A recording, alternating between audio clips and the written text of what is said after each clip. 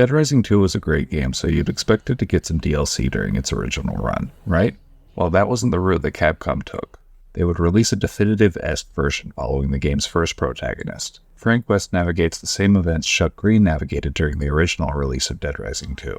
Only this time there will be more content for the player to enjoy.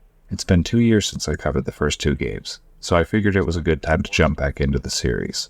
In this video, I also wanted to take a look at the arcade game Dead Rising Case West.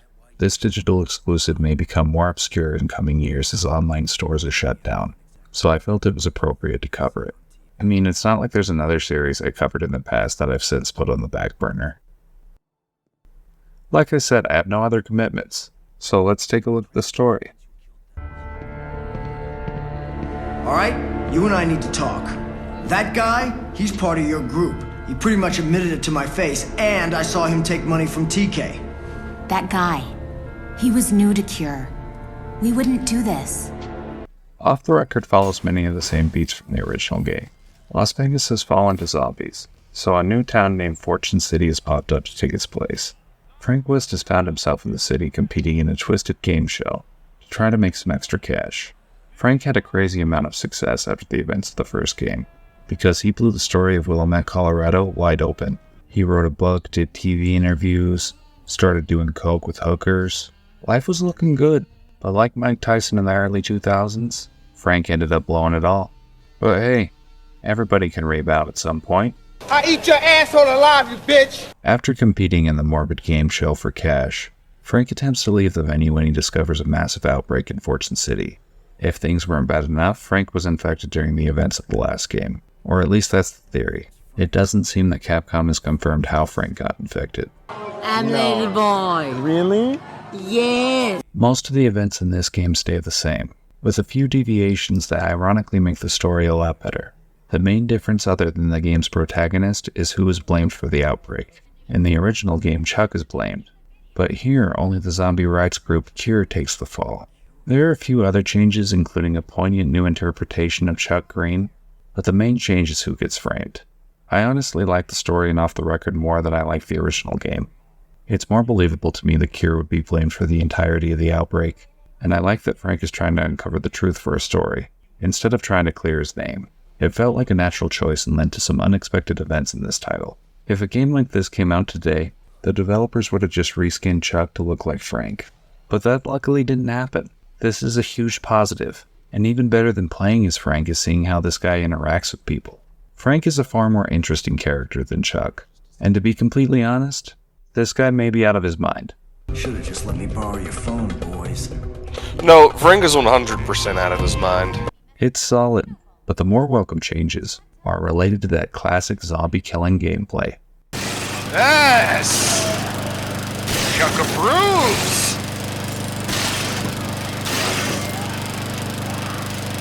It's honestly fucking great. Just runs where he needs to with reckless abandon. Like the story, the foundation of Dead Rising 2 remains Off the Record. Players can still expect to navigate the large casino strip mall-like environment, killing zombies with over-the-top crafted weapons while saving survivors and gaining PP. The thing that's nice about this version is it has everything from the old game, along with some welcomed extra content. You may have the small additions like new weapons, survivors, and combat moves. Grab his dick and twist it! Oh my god, dude! But you can also expect a new area. It's an amusement park that's aptly named the Uranus Zone. Some fruit is even too low for me. Anyway, this new area also includes a bank with different lockboxes. There are keys the player can find throughout the map to open the lockboxes, which will lead to rewards ranging from cash to Zombrex, which you're going to need if you want to keep Frank from converting to a long pig-based diet. That's also a nice change. Before you had to return to the safe room to give Chuck's daughter Zombrex. Now you can just inject anywhere when needed. All these added additions allow players to enjoy the world a lot more. Everything is still on a timer, but the added tools in the new area made me feel like I was getting a much more balanced and fulfilling experience. I wasn't feeling rushed at every moment. I was able to focus on leveling up so I could increase my movement speed, increase my health, and have more inventory slots. Speaking of which, they improved how you gain PP in this iteration by bringing back Frank's camera. Players can now take pictures of the events around them to gain power points. And just like last time, you can look through these pictures later. Do you see now? Yeah, I see. Oh, God. This is Jacoby in human form. Do you see? Yes. This is Jacoby changing. Oh Do you my see? God. All of this is even better with a friend, which is luckily a mechanic they kept from last time. Running around with your friend in Fortune City is an absolute blast. Player 2 will play as Chuck, which is a bit strange when you consider what happens in the narrative, but I can look past it. Just make sure you keep an eye on that lunatic. Wait, no, Brian's coming! Brian's coming! Brian? I thought you said they weren't coming! No! Thank God you can play with a friend because Off the Record can be ball crushing in the second half. If you're going to pick up this version or the original version of Dead Rising 2, make sure you have a buddy to bring along, because this can get difficult. It helps to carry around magazines for stat buffs, or smoothies for different abilities, but that only goes so far. The level of difficulty, along with some lack of saving on my part, even led to a soft lock or two, which sucks, but let's be honest here. Is it really a Dead Rising playthrough if you don't get soft locked at least once? Since we're bitching, I'd like to mention a couple of things that bothered me when playing Off the Record.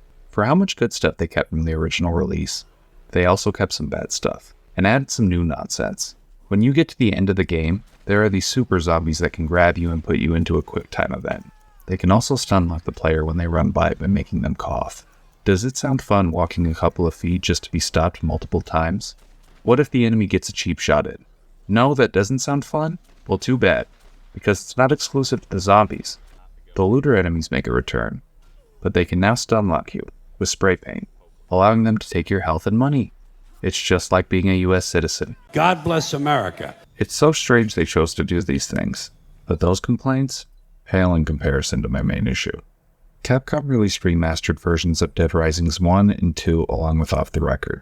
These remastered versions are what you can purchase on Steam, so for PC players, this is what you're working with. I had little to no issues with the first two games, but Off the Record ran like hot garbage. My friend and I would crash constantly, which was super irritating, and if we weren't crashing, it was dropping him from my game. I know this isn't a connection issue, because this friend and I play similar games all the time and have no issue. I have more to complain about with the remaster, but let's save that for the presentation.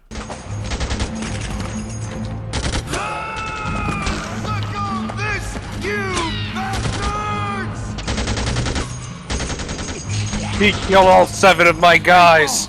They're coming from the left flank. My 6 men and my backup. One dude. For the most part, the presentation holds up Off the Record.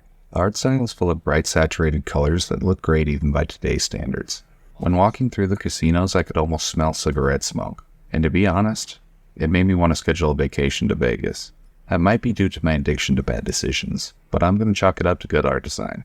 I also love how creative the psychos are in this game. It's more entertaining to fight a giant BDSM bunny over some faceless generic villain, even if he needs a new pair of pants. Cut to the end, Dad! Cut to the end! The sound design also reaches the same level of quality as the visuals. Every weapon has its own unique sound, and hitting zombies leaves you with a wide variety of satisfying sounds you may hear. The music is nice too. I especially like the classic elevator-esque jingle you get during the end credits.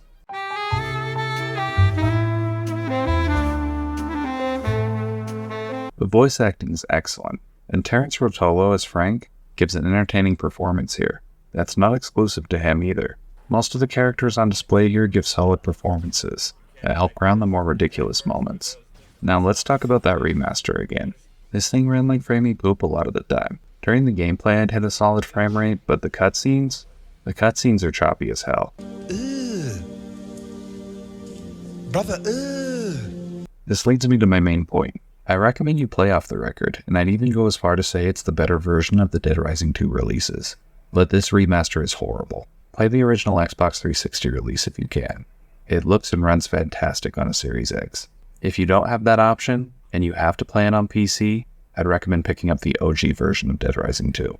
You'll miss out on some content, but you'll have a better time running the game. At least that's how it was for me. This is usually where I'd wrap up my videos, but I'd like to talk about the arcade game Case West. You're too close. I said drop it. Oh! Consider it dropped. Well, at least it was a soft landing.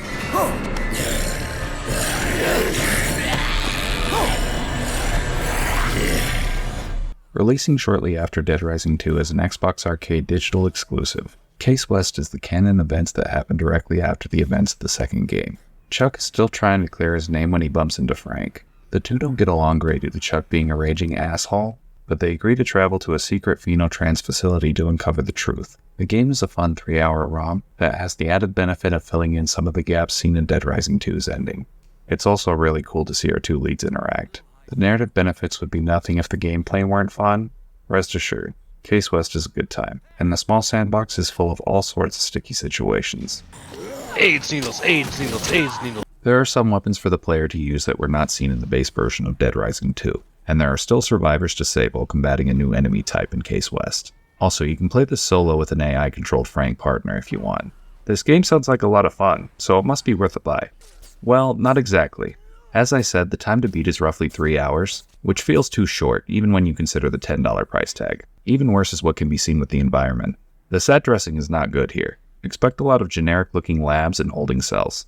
They throw 1 or 2 areas in there with creativity, but the map's so tiny it's hard for me to sing praises.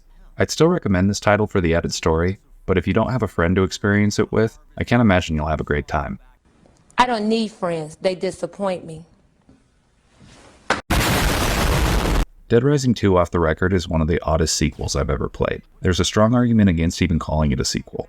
Sequel or not, I loved returning to Fortune City for one last ride. These classic Dead Rising games feel like a time capsule to a simpler era. All you needed to have fun was a console, zombies to kill, and a paddle saw. Things were so much simpler then, but hey, at least we'll always have these older titles. I can recommend this one if you pick up the console version. It was a blast playing as Frank again. He knows his way around a zombie horde. Can you tell them why that is, Frank? I've covered wars, you know? You're damn right he has. That's it for me. As always, thank you for your time. Oh my God. Oh, dick twist!